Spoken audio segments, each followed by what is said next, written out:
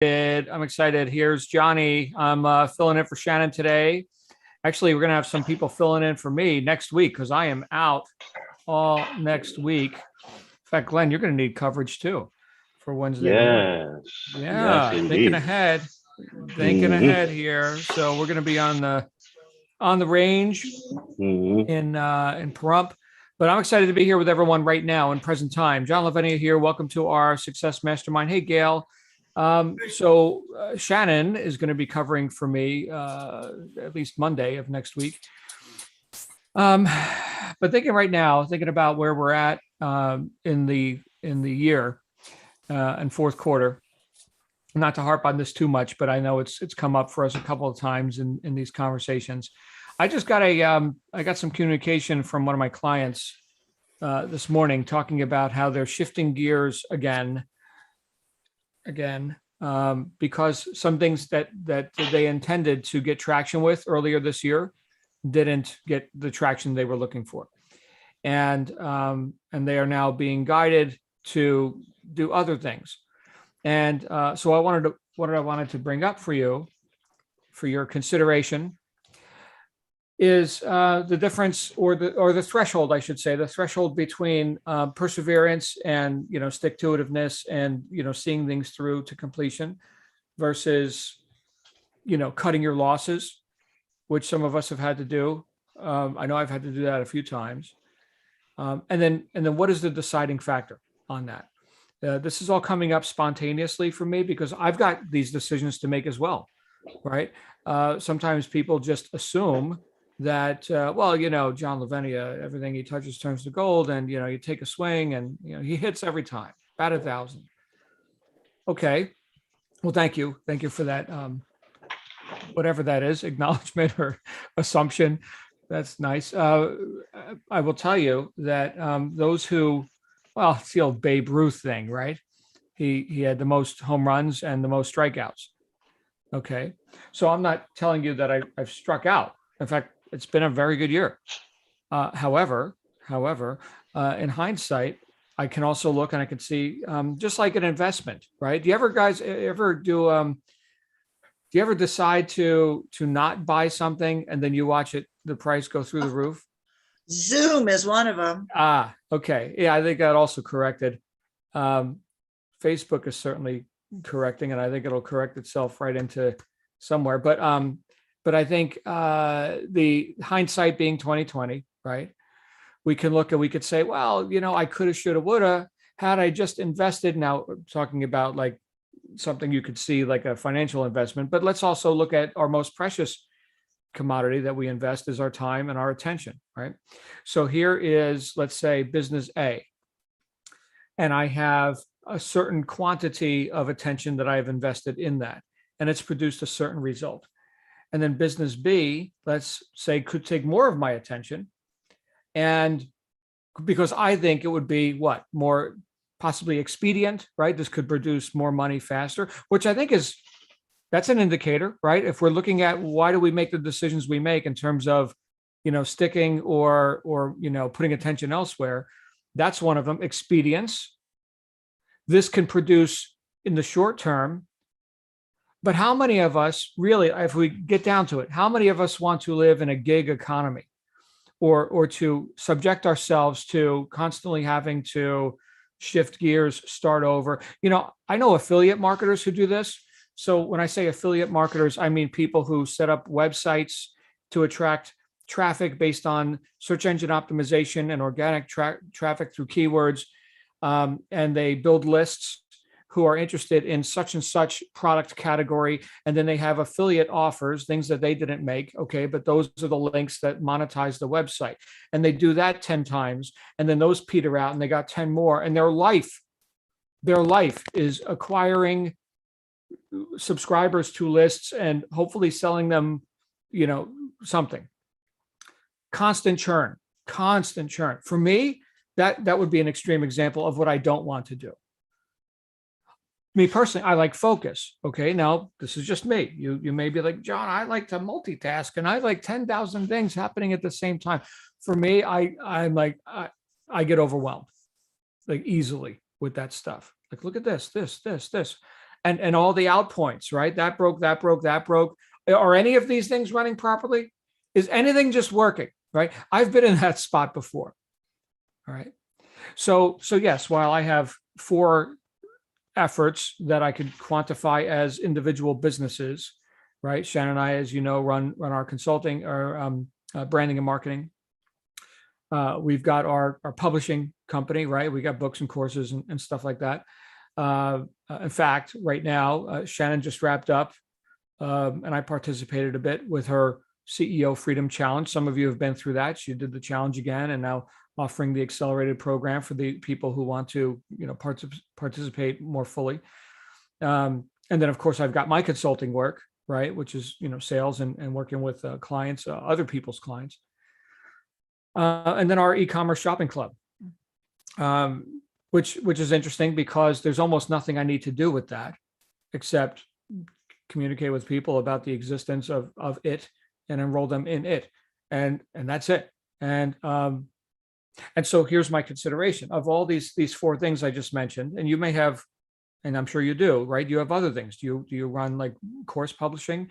Do you do e-commerce shopping clubs? Do you have a branding marketing agency, right? So you probably have a completely different portfolio.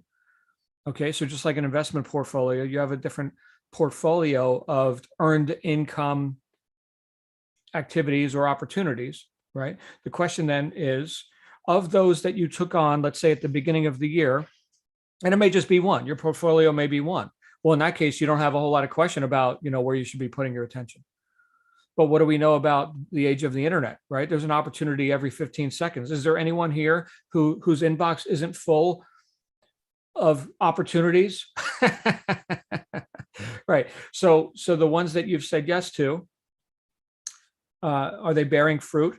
And here's the second consideration. So one would be expedience, right? I could make money fast with this. It might be gone in 6 months, but I can make money fast, and I'd like to make money fast. So that's one consideration. The other consideration is, are we as individuals who've opted in, let's say, yes, sell me that deal.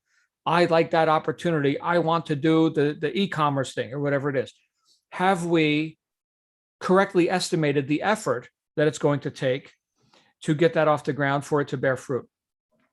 And I think a lot of times people underestimate the effort. I think we talked about this a week or 2 ago, but imagine you went to, this is something very objective that everyone can understand. Okay. Imagine you went to, you were at a friend's house and they said, hey, could you get me the scissors? It's in the drawer in the kitchen. And that you go to the kitchen drawer and you put your hand on the drawer and you go to open the drawer and your hand slips off. It's apparently a very heavy drawer. It's a heavy pull. Okay, maybe it's got those special bearings in there that have the retainer so the drawers stay closed and don't flop out, right? And so your hand slips off the drawer because you underestimated the effort that it would take to accomplish that work. You failed, in other words, because your estimation of effort was wrong. You were wrong. Okay, now you familiarized yourself with the drawer and the amount of effort, and now very reliably, you can grasp the handle and you can, with the proper amount of effort, open the drawer and you can succeed. Okay. Haven't we also seen this in the other direction where you've overestimated? All right. So you're back at your friend's house again. You're not familiar with these cabinet doors, right?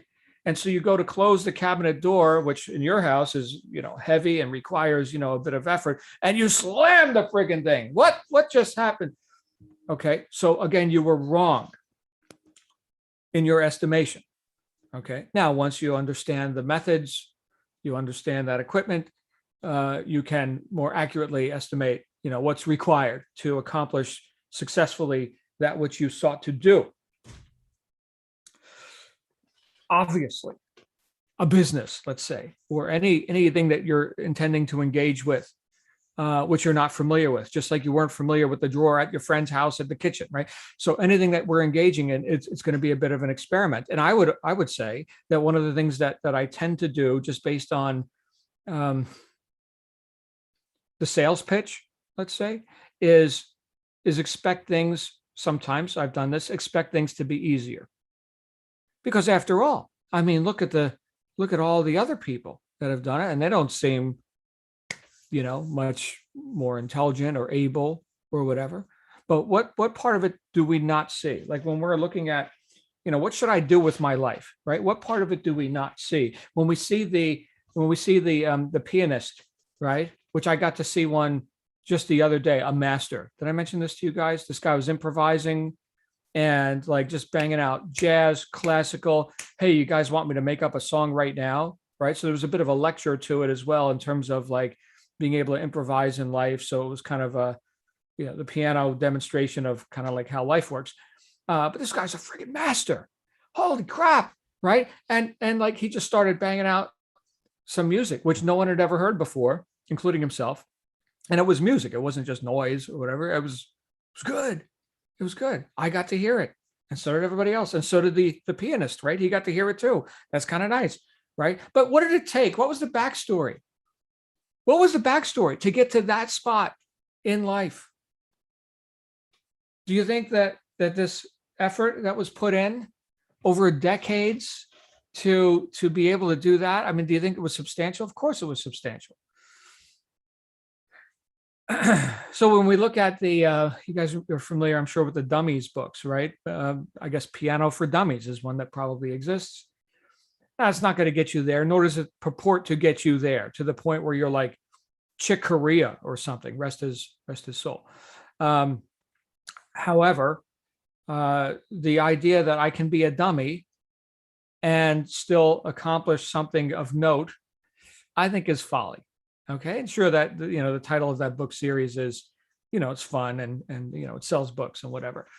In fact, I think I've got it for rock guitar for dummies. And it's got like Steppenwolf, Born to Be Wild, and Ain't Talking About Love by Van Halen. Right. So it's got some of the, the classics in there. But still, that doesn't mean you're going to be like Eddie Van Halen, rest his soul as well, just because you read the Dummies book. So a couple of considerations then. Expedience versus longevity. All right. How often do you like starting over? That's one. All right. And if we can commit and have a little bit of delayed gratification, if we can commit to things that are going to last, well, then we get to have what? More stability in our lives, which is something that I like, right? In case that isn't already apparent, right? I like stability, right? I also like a bit of, variety. That's nice. Okay. But without, the rock of stability, speaking for myself now, randomity, where's my stuff? Right. I mean, I love order. Okay.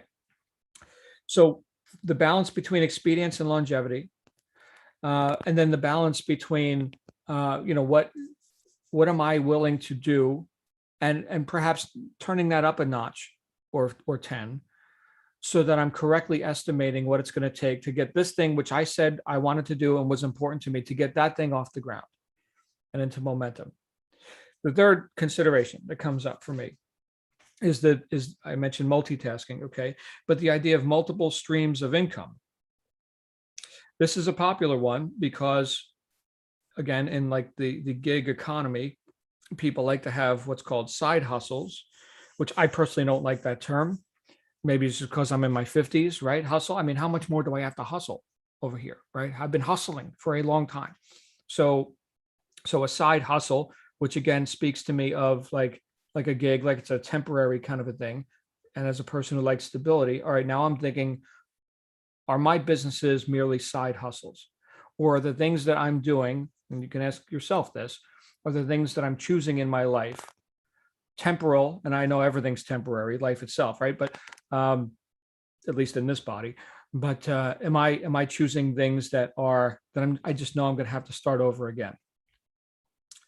Or am I getting momentum? Here's, I think, a smart thing to do. Get momentum, get something working with laser friggin' focus. And this is what I know how to do, right? Is laser focus on something to the point where this is bearing fruit. I win. Okay, now I could see what part of this can I automate, and let me go look at, adding something now that this thing is working. So notice the multiple streams of income weren't simultaneously engaged upon. Okay, there were things added to the portfolio once this item here is fruitful.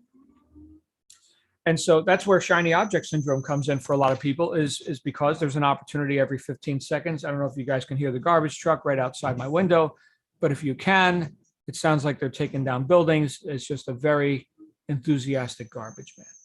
So he really is into it. Yeah, like he's got that machine going and the arm comes and it grabs the can and it pulls it, and it shakes it into the thing and it throws it on the ground and it goes to the next house. I remember back in the 70s when I grew up in New Jersey, there were the metal garbage cans where you put the lid, right? And the guys were hanging off the back of the truck and the truck would pull up, the guy would jump off the back and throw the can and then throw it on the curb. We had all these dented up metal, I guess they were steel, right? Yeah, there's a little bit rusty sometimes. Yeah, steel garbage can, like a galvanized steel. That was the can that Oscar the Grouch lived in.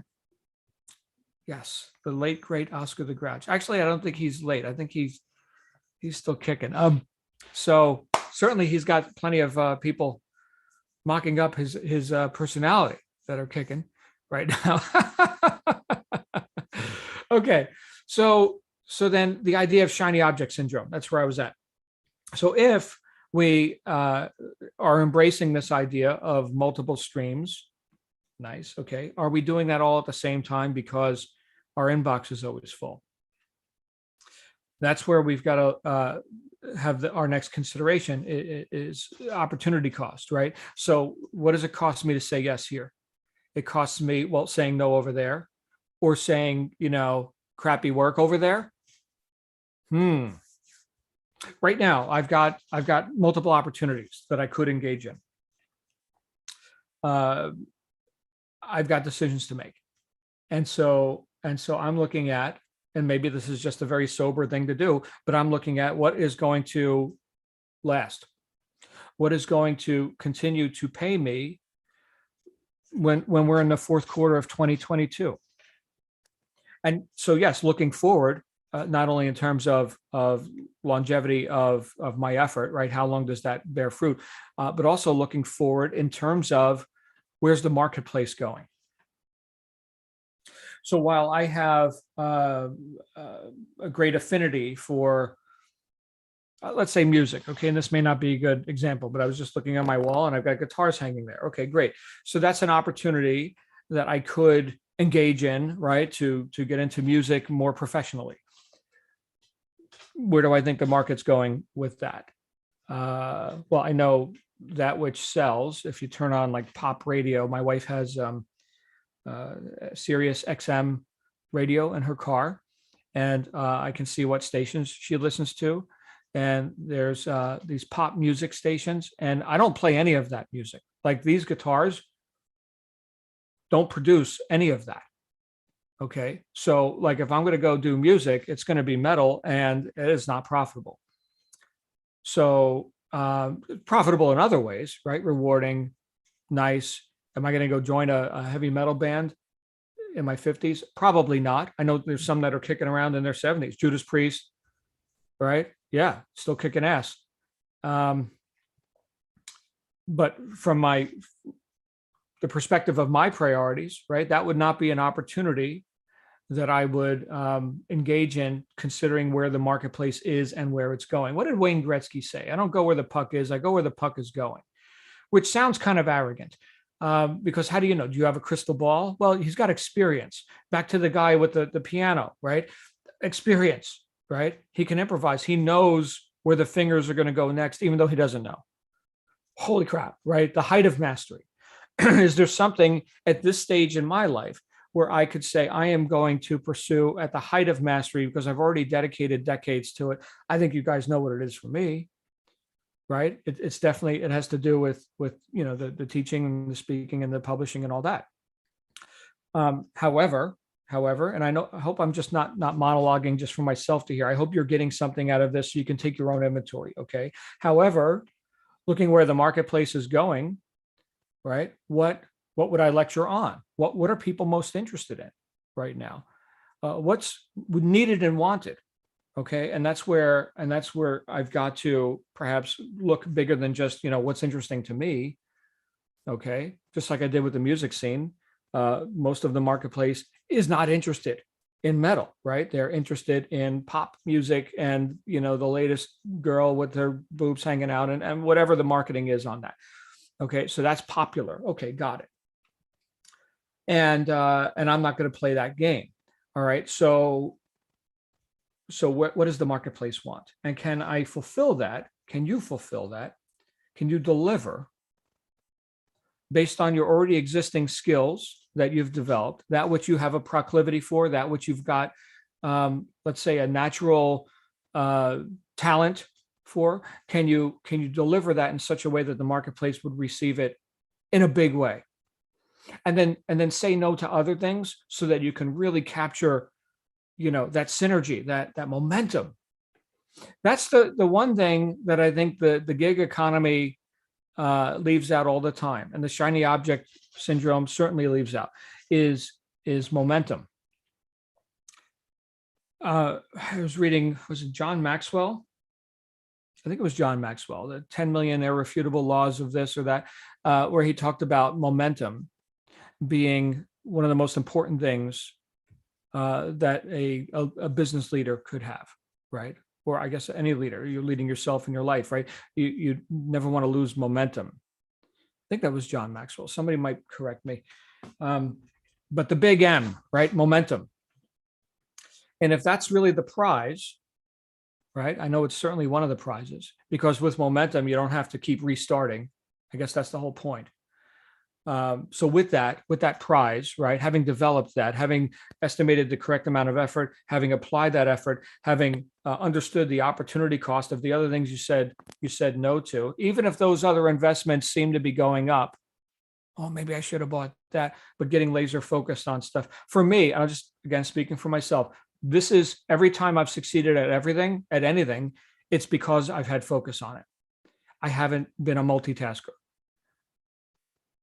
So there it is. We're in the fourth quarter right now. What are you going to focus on for the next 90 days? Which isn't a long time. It's going to be gone like that. It's going to be gone. It's already October 7th. All right. But can we give ourselves a command and then follow it for 90 days? And then see, did that bear fruit? Did I over or underestimate the effort? Was I wrong? You could be wrong. I'm wrong all the time, right? Do I need to reassess? But then do it based on data, based on statistics, right? If I'm going to shift gears, it's because I see evidence that it is time to shift gears, not because I'm bouncing it thing to thing to thing to thing. And for some reason, you know what? I hear this all the time. I hear this all the time from clients, right? In the business opportunity space. I've tried so many businesses and I've always just lost money at them. I get to hear this all the time. All right. You've tried. All right. So second word, you've tried many businesses. Okay. And you've never made money. You've lost money. Did anybody else make money in those businesses? Oh, they did. All right. And then people are sometimes astonished with like, John, this guy, John, must have a crystal ball. He knows me. Because then what I would ask someone is, do you have a tendency to not complete what you start? Oh yeah. How did you know that about me? Yeah. I've got all these projects going and this and that. And for some reason I just, and the kids, of course, and then, the other thing, I gotta do the other thing. And I just, yeah. How did you know that about me? We just met. But you just told me that you've tried many things and it has not, bear fruit for you. So what do I know? What do I know? If I look at data, what can I know about that? Regardless of your personality, your location, whatever. I know that the anatomy of success itself is completing what you start. Therefore, if you have not experienced what you would call success, it means you have not completed what you started. And if you've done that repeatedly, I can say pretty predictably that, or ask you, because I'm not going to put this on you, you can own it or not, do you tend to not finish what you start? And the answer is always yes. So predictable. So no matter what we're committing to, commit to it. Complete the cycle, right? You started triumphantly. Yes, I'm going to do it. Then you started doing, not trying. You started doing. And then where do we arrive? If we just continue, at my favorite 4-letter word, that's where we arrive. Done. Now, and look, the stats may be, pleasing or not pleasing, but it's still a done. And you'll never hear yourself say, I tried and I failed. Because you didn't fail. You successfully accomplished whatever that action was to whatever degree it produced. And now you can make an assessment based on actual data. Look, there are people who run almost their whole life on assumptions, which is terribly dangerous. I remember when I was first getting into business, it was actually my father that told me, assume nothing. First rule of business, assume nothing. Because I was looking at some agreement, right? And I would assume, he's like, well, stop right there. I would assume nothing. So the idea that we could run our lives on assumptions of what this should or shouldn't do, I think is just total folly. If we base our decisions on data, not assumptions, and the data could be, this was a successful action. Look at the numbers. This was an unsuccessful action. Look at what stopped it, right? And base our decisions on data. Now we can go in the right direction. I think for a lot of people, and then I'm going to shut up after this. I think for a lot of people, if they've bumbled through life and run their life on assumptions and multitasked and shiny objects and all the other stuff, I think for a lot of people, they just won't look at the data. So that's a self-fulfilling repeating cycle, right? I mean, if you never look at the data, if you never look, you can't make better decisions. And I can tell you right now, societally speaking, a lot of people just don't want to look, right? Yeah, there's problems that we'd rather not confront. Well, guess what? Problems are not solvable unless you can confront the problem. And if we can't start with ourselves, well, I don't know what does that mean? You're going to go save the earth or something, and you can't even get your own act together, right? So, and I don't mean to sound critical. I'm just speaking about principle that I attempt to have integrity to the best of my ability, right? Which is look, confront problems, solve your own problems, make good decisions. And if you made bad decisions, then go ahead and correct course, but you're not going to correct course based on assumptions. You correct course based on what worked or didn't work. Ostensibly, objectively, look. And if we're not willing to do that, well, go sign up for everything. See how that goes for you. Anyway, I love you guys, and I don't even know what the title of this topic is, so I'll figure it out. But I'd love to hear from you. Here we are, half hour in already. Who's got some thoughts on this? Please come on out. We got a small group today. No need to raise your hands. Just unmute and talk. Or not. Are we done? Hey, John, I can think of a title for today's talk. Furry object syndrome. Right? That's great. Wrote about it in the book. Yeah, it's a good book. As you know, thank you. As you know, and I hope you can hear me, the cleaning creature. As you know, John, I have been enormously, sometimes embarrassingly distractible throughout my life and career and all of that.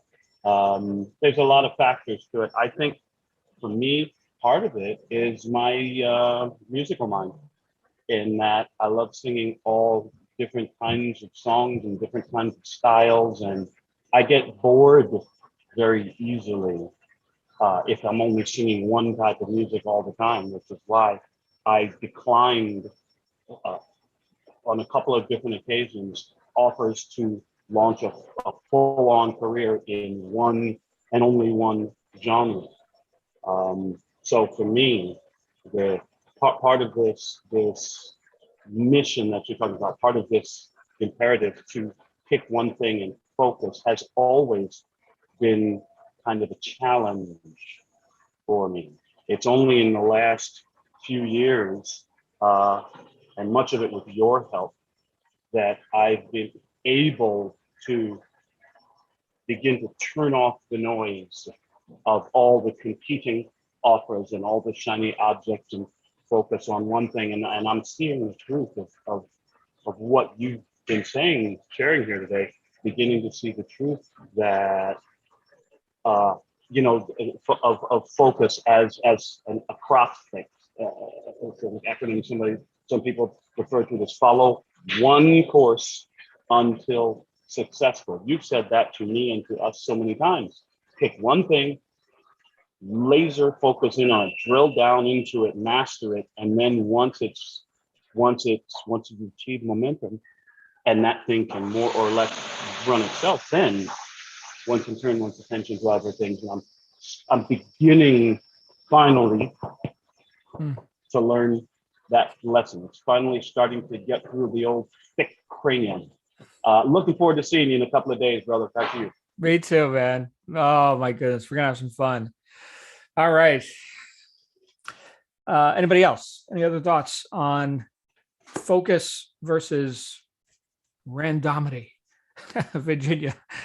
Hey, so when you started at the beginning talking about have we changed courses or, restarted. So this year I was pursuing and spent money on learning how to create a self-publishing course, which was going to be the next step from having written the cookbook. So now I could teach people how to self-publish. And I spent 2 months working on that. It was $1,000 to do the course. And then I decided, I knew this was going to be a small income thing. I knew this was going to be something that would have to have several courses like every couple months or so until I could build up, hopefully. But it really wasn't resonating with where I really wanted to be. It was just going to be a temporary fill-in. So it's on hold. I have all the data, but I'm not doing anything with it. So I just figured I cut my loss on that. And who knows, but it's there for later. And then I got focused on, as Beamer, something else that I saw a lot more opportunity to really scale up and to really make the kind of income that I'm looking to make. And when I think, oh my gosh, it's October already. So in September, I was thinking on the next 90 days, when we were talking about making our plans for the next 90 days, where has the year gone? And then I have to let myself remember, okay, well, you did spend time on this in the beginning, and then you spend time on that in the middle, and now you're doing something else. So it just rolls by very quickly. But I agree with the cutting the losses, and I agree with the staying laser focused. And sometimes, though, if we look, for me anyway, if I look at something and all the effort, like your example about the drawer, the effort and the work required to accomplish that, I can talk myself out of doing it. Mm-hmm. Because, and that's been other things in the past, like, well, they got to do this, and then I'm going to do this, and I was, I don't know if I want to do all that. So with my new venture in the last couple of months of going into Beamer, I had that trepidation of, okay, you're going to get this product because it's good for your health, great, but are you going to go into it as a career? Are you going to really be a distributor? And am I going to be all in? And so that's something that took me a few days to decide. Then this is something that I am passionate about. It goes well with my healthcare career, and go all in. And I'm glad I did it. It's like when years ago I used to book cruises in the 90s. For about 5 or 6 years, I've been over 30 some cruises. And there was always the hesitation from the customer at first that, am I making the right decision? This is my vacation days. Is this the best deal? Do I let go of my credit card? Blah, blah, blah. And then finally, when they slapped that credit card deposit on, their whole mindset released. And now they were, I'm going on vacation. They went from the trepidation of, should I do this? Should I do this, to, yeah, that's behind me. I can now plan. I need to lose 10 pounds and get into my cruise and my swimwear, So it was funny how the mind always shifted after that. Right. So those are just observations I have. And the ancillary significances that you threw in right at the end there. Right. So the considerations included that which they said, but also that which they didn't say. Now I got to go lose 10 pounds. Mm-hmm. Oh, okay. So there's a whole story going on with this one decision, which can be demonstrated with the placement of the credit card. But there's a much larger game afoot. Wow. Right. Beautiful stuff. Thank you, Virginia. Thank you. So happy to be a part of this group. May it Yeah. live long and Yeah. prosper, this group. Yeah. Yeah. There you Oh, go. I have to put the thumb out? Okay, put the thumb out. Duct tape still works. Yeah. Duct tape works. Okay. Glenn's got it. I could do it if I do it kind of sideways like that. I can do it kind of sideways, just not straight, Anyway. Well, All I've had right. a lot of practice. Yeah. Yeah, that's it. Other people play the piano. Glenn does the Vulcan hand thing. All right. Good times. Good times. Anybody else before we wrap up for today? All right. Well, we've got on the calendar today nothing. So we're just going to have an easy one today, and then tomorrow I'm going to be with you here for general session, and Be Heard will not happen tomorrow. And every other week we have EGO for practical entrepreneurial tips. That was last week, and it will be the following week, but not tomorrow. So our next and only meeting for this week will be general session tomorrow. Bring a joke, please. We had formal Friday last week, and I'd love to have a fun Friday this week. All right, my friends, good to see you all. Make it an awesome day, okay? We'll see you again real soon. Bye for now.